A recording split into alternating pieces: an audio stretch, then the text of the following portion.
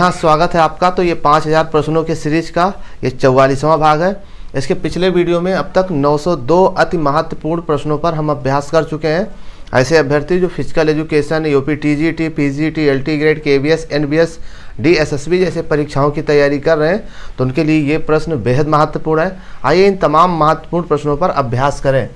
पहला प्रश्न है, प्रश्न नंबर 903 है कि थॉमस कप किस खेल से संबंधित है। तो थॉमस कप का संबंध पुरुष बैडमिंटन से संबंधित है। किससे? पुरुष बैडमिंटन। अगर ये बात किया जाए कि उबेर कप, तो उबेर कप जो है महिला बैडमिंटन से संबंधित है। ठीक, चलिए प्रश्न नंबर 904 है कि बास्केटबॉल पहली बार कब और कहाँ खेला गया था, बताएं। तो बास्केटबॉल पहली बार जो है 1891 में यूएसए में खेला गया था। राइट। चलिए प्रश्न नंबर 905 है कि 16 यार्ड हिट पद किस खेल से संबंधित है। तो इसका सही जवाब क्या होगा? हॉकी। ये प्रश्न अक्सर पूछा जाता है। ठीक, चलिए प्रश्न नंबर 906 है कि राधा मोहन कप किस खेल से संबंधित है। तो सही जवाब पोलो। प्रश्न नंबर 907 है कि टेनिस में ग्रैंड स्लैम जीतने वाले पहले भारतीय कौन थे। टेनिस में ग्रैंड स्लैम जीतने वाले प्रथम भारतीय कौन थे। तो वो है महेश भूपति। क्या नाम है? महेश भूपति। चलिए प्रश्न नंबर 908 है कि ओलंपिक में भारत ने कुल कितने पदक जीते। अब तक ओलंपिक 2024 तक की बात कर रहे हैं कि अब तक भारत ने कुल कितने पदक जीते। तो सही जवाब होगा 41 पदक जीते, जिसमें से 10 गोल्ड है, 10 सिल्वर है और 21 जो है ब्रॉन्ज है। टोटल मिलाकर के 41 पदक अब तक ओलंपिक में भारत जीत चुका है। ठीक, चलिए प्रश्न नंबर 910 है कि ओलंपिक में महिलाओं ने सर्वप्रथम कब भाग लिया था। ओलंपिक में महिलाओं ने सर्वप्रथम कब भाग लिया था। तो सही जवाब हो जाएगा 1900 में। ठीक है ना, 1900 पेरिस ओलंपिक। ठीक, पेरिस ओलंपिक में। राइट। चलिए प्रश्न नंबर 911 है, ओलंपिक में मशाल जलाने की प्रथा कब से शुरू हुई थी। ओलंपिक में मशाल जलाने की प्रथा 1928 में एम्स्टर्डम से शुरू हुई थी। क्लियर।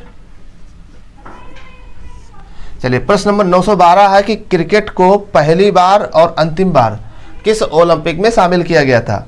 क्रिकेट को पहली और अंतिम बार ओलंपिक में सन 1900 पेरिस ओलंपिक में, ठीक है, शामिल किया गया था। उसके बाद क्रिकेट को फिर शामिल नहीं किया गया। प्रश्न, ओलंपिक झंडा कब और किसके द्वारा बनाया गया था।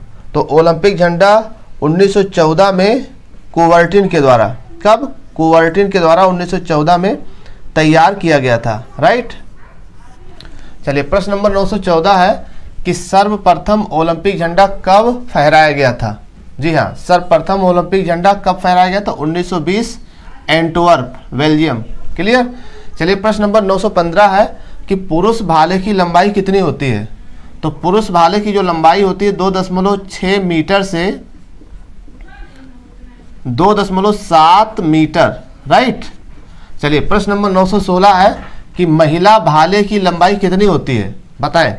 तो महिला भाले की लंबाई 2.2 मीटर से 2.3 मीटर। ठीक। चलिए प्रश्न नंबर 917 है कि नीरज चोपड़ा ने टोक्यो में भाला फेंका था कितने मीटर। नीरज चोपड़ा ने टोक्यो में भाला कितने मीटर फेंका था। तो इसका सही जवाब होगा 87.58 मीटर। राइट। चलिए प्रश्न नंबर 918 है कि इन सब खेलों के खेल परिसर बताना है। रग्बी कहाँ खेली जाती है। तो पिच पर। घुड़सवारी का जो है खेल परिसर है एरिना, और बेसबॉल का जो खेल परिसर है डायमंड, और इसके अलावा गोल्फ का जो खेल परिसर है वो कोर्स है, और स्केटिंग का जो है खेल परिसर क्या है, रिंग है। क्लियर। जबकि स्क्वैश का जो खेल परिसर है वो कोर्ट। क्लियर। बाउलिंग का एली, क्या नाम है, एली खेल परिसर है। और कराटे का जो खेल परिसर है वो कहाँ पर खेला जाता है, मैट पर। और बाउल्स का खेल परिसर क्या है, ग्रीन्स। और कार्लिंग का खेल परिसर क्या है, रिंग। ये हो गया खेल परिसर, थोड़ा सा याद कर लीजिएगा। प्रश्न नंबर 920 है कि ग्रैंड स्लैम जीतने वाली प्रथम भारतीय महिला का नाम बताना है। ग्रैंड स्लैम जीतने वाली प्रथम भारतीय महिला कौन थी। तो वो थी सानिया मिर्जा। क्या जवाब होगा, सानिया मिर्जा। ठीक, तो ये सवाल हो गया। अक्सर पूछा जाता है। और प्रश्न नंबर 921 है कि टेनिस में कितने सेट होते हैं। तो टेनिस में कुल मिला के कितने सेट होते हैं, 5 सेट होते हैं, राइट। चलिए प्रश्न नंबर 922 है कि कबड्डी में लोना के लिए कितना अंक दिया जाता है। सही जवाब क्या होगा, 2 अंक दिया जाता है। प्रश्न नंबर 923 है कि स्क्वैश रैकेट का वजन कितना होता है, बताएं। तो इसका सही जवाब क्या होगा, 255 ग्राम, ठीक है ना, 255 ग्राम। तो ये थे फिजिकल एजुकेशंस के वो महत्वपूर्ण प्रश्न, चाहे तो स्क्रीनशॉट ले लीजिए। ये इसको फिजिकल एजुकेशन के महत्वपूर्ण प्रश्न है जो अक्सर पेपर में पूछे जाते हैं। और भी प्रश्नों पर चर्चा इसके नेक्स्ट वीडियो में करेंगे।